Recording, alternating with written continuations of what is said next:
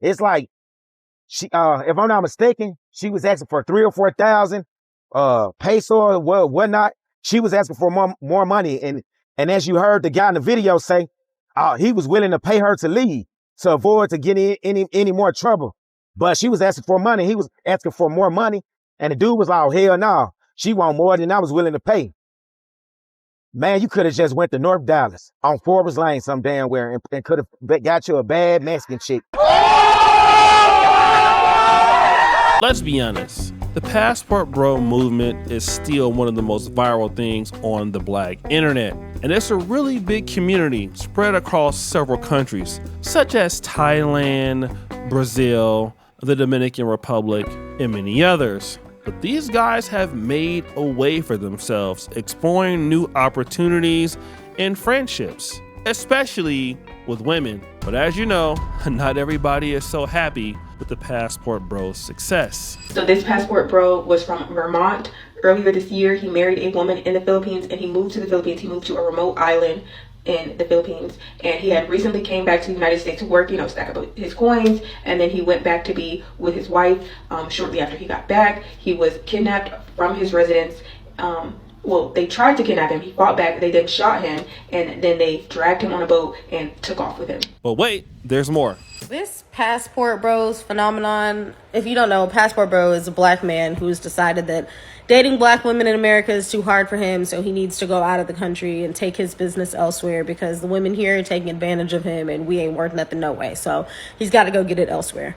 It has been absolutely hilarious. I wish I could find the video, but I'm sure y'all have seen it. Video of this dude, I think he was in the Dominican Republic, literally saying that back in the day, you could come down here and you would not have to spend a lot of money to get girls' attention. You wouldn't have to spend that much money to court her and whatnot.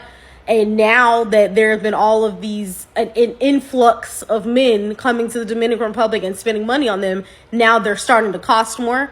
He's literally complaining about inflation on women.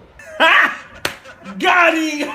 You see, for every successful Passport Bro story, there's many in which we see many failures. And I don't need to go into that, but whenever you see a black eye on the movement, somebody is there to say, gotcha, bitch, fast forward. But now there is a situation that guys have been hitting me up and my notifications have been going crazy. And one of the channels that talked about this was Travel Time with Paul. Now, what you're probably about to see right now is a very disturbing incident that's happening with an older black male and a young lady that he recruited to basically clap some cheeks. But I could explain it to you, but let me let you see it.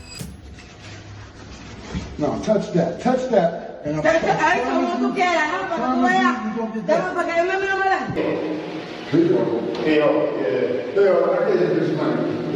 me breakfast and she want the money back for breakfast. You buy me breakfast, you want money back? You fucking crazy. I'm gonna give her a few pesos so the girl can leave and he said,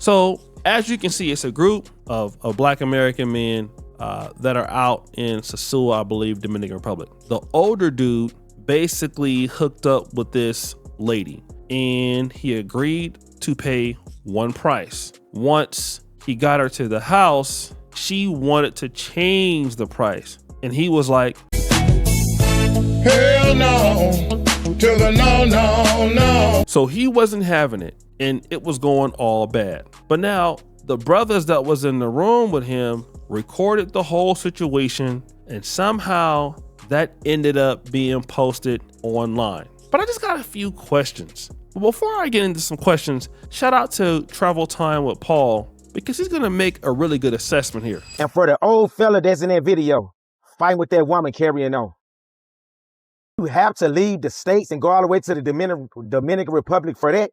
That woman looked like she been slapped in the mouth 10 times with a bag in the South Memphis laundromat. You could have went to an East St. Louis projects and probably found something way better than that for a fraction of the price. Hell, you could have went to Harry Hines in Dallas and found you a decent 7 or 8 for less money than you paid for the plane ticket, that Airbnb, and now for all the money, the extra money you probably about to pay her that y'all didn't agree on, and the police when they get there. Cause you know they about the extortion. All right, first of all, here's what I want to know. Number one, if this situation were to happen, why did you guys record it, send it to somebody else, and post it online? Now, let me just say this. Things like this happen quite often overseas. It's not even just women. You know, you could get a ride. I remember the first time I came to Uganda, a guy said something like 25,000 shillings, which is like $7. And then by the time I got to where we were going, he says 35,000 shillings. So the guy changed the price. But at that particular point, what was I supposed to do? Like beat the guy up over something that's like $2.50? I had to take an L because my suitcase was there, and you know, it just really wasn't worth me getting into it with this guy over $2 to $3. I was duped, so I had to just take an L and go about my business. You know, what if I would have beat the guy up or something would have happened to him and it'd have been my word against his? And hey, you know, when you're in a foreign country, that doesn't really matter because you're gonna be in trouble. You're not in America anymore.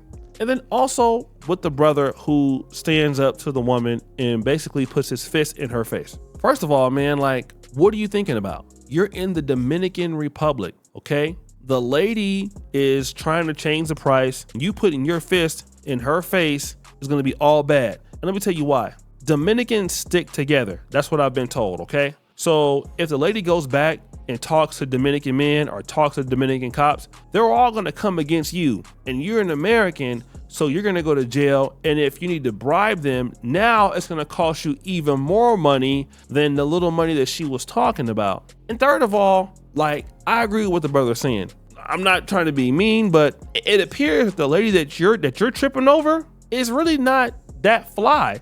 I mean, you could have stayed in the States for somebody that looked like her. So basically, you flew all the way to the DR to clap some cheeks that's not even exquisite. That's not even on the level that you guys like in the DR from what I'm seeing. You know, I'm not hating on the woman or what she looks like or anything. I mean, but from what I see guys with in the Dominican Republic, this is something that's a little bit different. So why would you risk it all for somebody that you could easily get in the States? And then number 4, man, it just makes the whole movement look bad. It just makes the movement look bad. Again, here's what you're gonna hear. Look at the black dudes talking about they don't want to deal with American women, and they're over there acting a damn fool overseas. And I'm starting to see that certain cities, whatever you hear about certain passport bros, I mean, you're starting to see a reputation coming along with these certain guys. And what I would like to say is, remember, you guys who are overseas, you're gonna have situations where,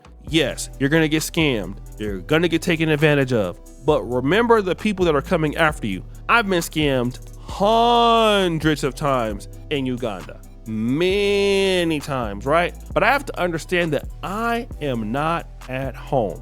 I've had some terrible things happen to me here that I never talk about on this show or anywhere else. But you know what? Hey, there are benefits of being in Uganda, and then there are bad times in situations when you're in Uganda. And you have to understand where you're at, man. And you guys can't be ever in a position where you are putting your hands on a woman in a foreign country, period. Especially a country like the Dominican Republic. Never. And then again, if that's the case, you guys don't need to put that out there on the internet. Again, man, let me just tell you another story. Storytime music. About 5 years ago, some brothers went to the DR, all right? And they were at this brother's restaurant, bar and grill. I don't know what it's called. I forgot the name. But the brothers had some kind of a twerk contest out there, right? The brothers had a twerk contest. And these is older dudes, man, like 30, 40, 50 years old. You got the Dominican women out there twerking, bouncing booties everywhere. The dudes uploaded this to YouTube, okay? These are older dudes, 40, 50, 60, smacking the girls on the butt, everything. The brother that hosted the event, as soon as that happened,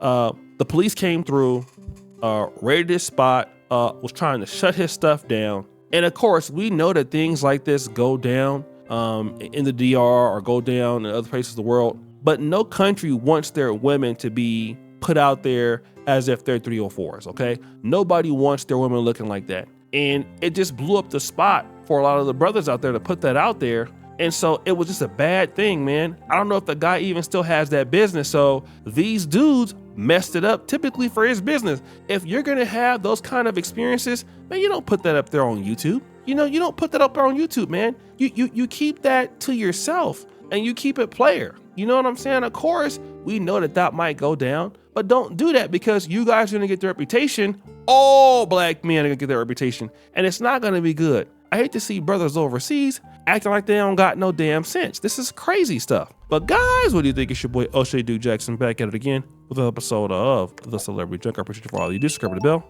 We're out.